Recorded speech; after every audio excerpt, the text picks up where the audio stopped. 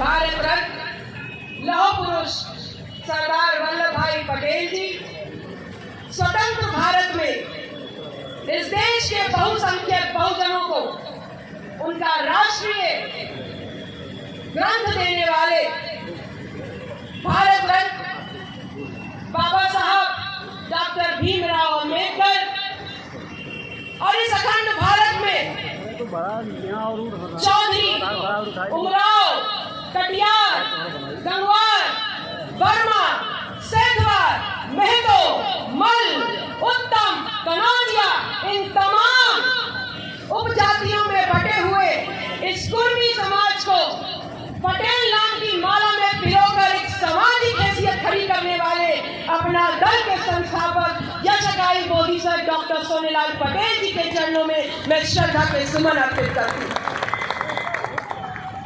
आज साकेत नगरी में इस न्याय पंचायत का आयोजन हुआ है। हमारे साथ मंचासी अपने तमाम विशिष्ट साथियों का इस मंच की अध्यक्षता कर रहे माननीय अध्यक्ष पूर्व चेयरमैन मायाराम वर्मा जी का साकेत नगरी के कोने कोने से आए अपने तमाम साथियों का लोकतंत्र के मजबूत स्तंभ अपने पत्रकार बंधुओं का और ये न्याय पंचायत ना होने पाए इसके लिए एड़ी चोटी का जोर लगाने वाले अयोध्या के तमाम प्रशासनिक अधिकारी का बहुत बहुत आभार व्यक्त करते हैं, बहुत बहुत धन्यवाद व्यक्त करते हैं। मैं आपके बीच में आई हूं तो बात अपनी शुरू करूंगी एक सवाल से कि ये न्याय पंचायत क्यों? ये न्याय पंचायत इसलिए क्योंकि अन्याय हुआ है। अन्याय किसके साथ? तो विडंबना है मेरी कि अन्याय की गुहार हमारे साथ अन्याय हुआ है। ये बात इस देश का वो समाज बोल रहा है जो 64 लाख खेत खलिहानों में रहते हुए इस देश का पेट भरने का काम करता है। ये वो समाज बोल रहा है। अन्याय हुआ है हमारे साथ, ये वो समाज बोल रहा है जो उत्तर प्रदेश की सीधे सीधे 165 विधानसभाओं को अपने वोट की ताकत से प्रभावित करता है। अन्याय हुआ है हमारे साथ, ये बात इस प्रदेश का वो समाज बोल रहा है जो कॉलम उठा के बोलता है, चीखे बगा के बोलता है कि कुर्मी समाज जिसके साथ जाता है उसकी सरकार बना देता है। ये है हैसियत आपकी, ये है हैसियत है हमारी कि हम सबकी सरकारें बना रहे हैं, बारी बारी सबको सत्ता में लाने का काम कर रहे हैं। लेकिन जब हमारे गले पर फरसा चलता है तब कोई हमारे साथ खड़ा नहीं होने आता, तब हमें न्याय पंचायत की जरूरत पड़ जाती है। इस बात को समझिए कि अगर 165 विधानसभाओं को हम प्रभावित करते हैं, सरकारें सबकी बनाते हैं, तो आज यहाँ आप न्याय मांगने आए। इस देश का सबसे बड़ा समाज जिसका न्याय अधिकार है वो न्याय मांगने आया है। तो मांगने से तो भीख नहीं मिलती, आपको न्याय क्या मिलेगा?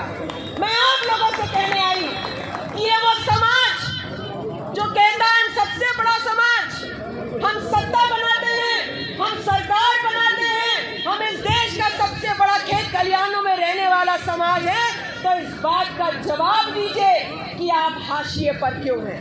इस बात का जवाब दीजिए। इस बात का जवाब आप नहीं दे सकते, लेकिन सत्य कड़वा जरूर होगा। मैं आपसे कहूंगी हमारा समाज हाशिए पर इसलिए है, हमारा समाज हाशिए पर इसलिए है क्योंकि हम अपने समाज में नेतृत्व नहीं नेता ढूंढ रहे हैं। और जब तक आप नेता ढूंढते रहेंगे, याद रखिएगा, जब तक आप नेता ढूंढते रहेंगे, आप कभी इस पार्टी में तो कभी उस पार्टी में सिर्फ वोट बैंक के रूप में गिने जाएंगे। अपना नेतृत्व चुन लीजिए। आप जातिवादी हो सकते हैं। जब बात करती हूँ क्षेत्रों में जाकर के तो लोग कहते हैं दीदी हमने अपने जाति के आदमी को जिता दिया, बहुत बढ़िया।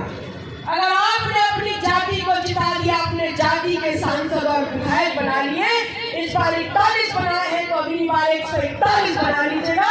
लेकिन मुझे ये बताइए, क्या कोई भी राजनीतिक पार्टी आपको जो विधायक बना रही है, सांसद बना रही है, ब्लॉक प्रमुख बना रही है, मंत्री बनाएगी, थोड़ा लड़ भिड़ लेंगे तो कैबिनेट बना देगी, लेकिन क्या कोई भी आपके समाज को, जो हर किसी को सत्ता में लाने का काम कर रहा है, क्या कोई भी राजनीतिक पार्टी आपके समाज का मुख्यमंत्री बना के आपको देगी? अगर दे देगी तो उस दिन राजनीति छोड़ देगी। मैं आपसे कहने आई हूँ कि अगर हमारी लड़ाई अपने समाज के विधायक सांसद की संख्या बढ़ाने की रहेगी तो याद रखिएगा, ना शिव कुमार बचेंगे, ना हेमंत पटेल बचेगा, ना रामकेश पटेल बचेगा। जो हमारी आज स्थिति है वो स्थिति लगातार बद से बदतर होती चली जाएगी। आप सभी लोग मुझसे बहुत ज्यादा अनुभव रखते हैं, लेकिन अपनी बात कहना चाहूंगी इस बात से कि एक प्रख्यात विचारवादी व्यक्ति ने कहा, जॉर्ज ऑरवेल ने कहा था कि दूसरे पे उठ रही लाठी को अगर हम देख करके चुप रह जाएंगे तो याद रखिएगा ये दुनिया गोल है, आज उनका नंबर है तो कल हमारा नंबर भी आएगा। अगर आज शिव कुमार का नंबर है, अगर आज उस पर भी FIR में 95 लोगों का नाम है तो कल ना ये बचेंगे ना आप बचेंगे। इसलिए हमें न्याय मांगना किसी से नहीं है, ये न्याय हमारा अधिकार है। अगर शांति से नहीं मिलेगा तो लड़ करके ले लेंगे। आज मॉडर्न्स डे है, आज 30 जनवरी है, शहीद दिवस, अहिंसा के पुजारी को मार दिया गया। आज हम तब तक अहिंसा का पालन करते हुए इस मंच पर बैठेंगे जब तक प्रशासन आकर के हमारी मांग को नहीं मांग लेता।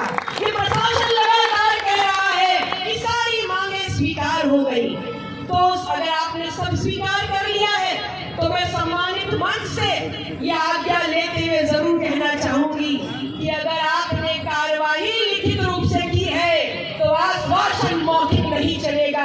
आपको अपने उच्च अधिकारियों से बात करके आश्वासन भी कि आप FIR वापस लेंगे, बिना शर्त के वापस लेंगे, यह आश्वासन आपको लिखित रूप से देना होगा। आप जितने यहाँ आए हैं, आप जितने यहाँ आए हैं, जब से फेसबुक पे चला कि आने वाले हैं अयोध्या, तब से हमारे समाज के लोग लिख रहे हैं, जय हो दीदी, आप चलो हम आपके साथ हैं। तो मैं कहना चाहती हूँ कि अगर हम इतना बड़ा समाज है तो आज सिर्फ ये गांधी पार्क नहीं, अयोध्या की तमाम सड़कें चौक हो जानी चाहिए थी, तब बदलाव होता। और आपने 2:30 बजे तक का टाइम अगर प्रशासन को दिया है तो प्रशासन 12:30 बजे आकर के आपकी शर्त को मान करके आपको रवाना कर दिया होता। इस बात को समझिए कि जातिवादी हम हैं, बहुत बेहतर बात, लेकिन जब तक अपनी पार्टी चुन करके अपना झंडा नहीं पकड़ लेंगे तब तक ना आपको मुख्यमंत्री मिलेगा ना आपको सत्ता मिलेगी। और सत्ता जिस समाज को मिली है उसके समाज ने अपना झंडा पकड़ करके अपने मुख्यमंत्री का चुनाव कर लिया है, और जिसका मुख्यमंत्री हो जाता है उस समाज का भविष्य वर्तमान बदल जाता है। मैं आप लोगों से कहने आई हूँ कि आज जितने भी लोग यहाँ हैं, साथ आप लोगों का धन्यवाद, लेकिन जब तक लिखित आश्वासन नहीं मिलेगा। अगर आप ये वीडियो YouTube पर देख रहे हैं तो हमारे चैनल को सब्सक्राइब करें और बेल आइकन को दबाना ना भूलें। अगर आप Facebook पर ये वीडियो देख रहे हैं तो हमारे पेज को लाइक करें।